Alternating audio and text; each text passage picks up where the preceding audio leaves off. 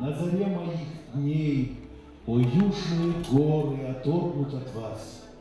Чтоб вечно их помнить, там надо быть раз, как сладкую песню отчизны моей.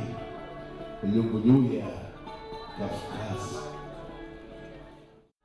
Вот так, на свежем воздухе и в окружении прекрасных гор. Гости курорта слушают строки из стихотворения Михаила Лермонтова. Любовь к Кавказу с русским классиком разделяют все гости Джайраха. Маргарита Денисова, устав от большой и шумной Москвы, решила провести каникулы в Ингушских горах. Очень красиво, нереальные пейзажи, воздух и, в принципе, вся атмосфера очень красива. Мы в восторге, правда. И, конечно же, хотели поздравить с открытием нового сезона. Ежегодно комплекс Арамхи посещают тысячи туристов. На его базе есть и зимние виды развлечений, а весной здесь особое цветение растений. Но все же самый большой наплыв гостей ожидаемо летом. Сегодня для туристов в честь открытия сезона насыщенная концертная программа.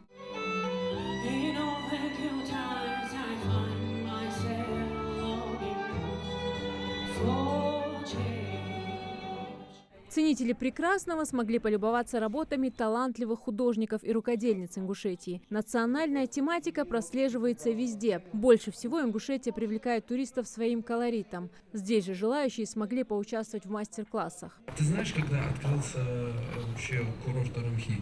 Курорт Арамхи открылся, если не ошибаюсь, в 2001 году. Нет, основание его. А я 98-й. Нет. Еще раньше? Да? 95-й. Я тебе скажу так, 15 июня 1928 года был открыт.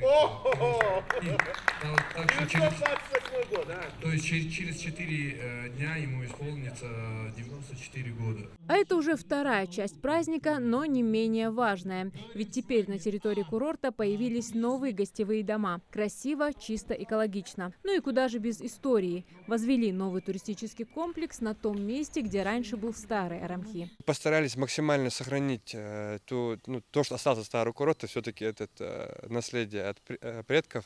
Поэтому восстановили по максимуму старый фундамент. Дальше уже он, по сути, является центром всего этого комплекса. И учитывая любовь ингушей к уединению и гостевым домам, хотя я сам сторонник гостиниц, учитывая этот факт, решили вот такой комплекс развести. И на самом деле даже не успели ввести в эксплуатацию, а спрос показывается очень высокий. Место очень красивое и уединенное. Гостиный двор включает в себя 13 гостевых домов, каждый из которых рассчитан на 4-5 человек. Особое внимание привлекают купольные домики, необычный дизайн и, конечно, окна, позволяющие ночью любоваться звездами. Красивый двор, летнее кафе, мангальное при каждом домике. Также для любителей больших компаний готовится VIP-зона с панорамными окнами, камином и отдельной беседкой. Зарема Ивлеева, Асхаб Белакиев, Новости 24.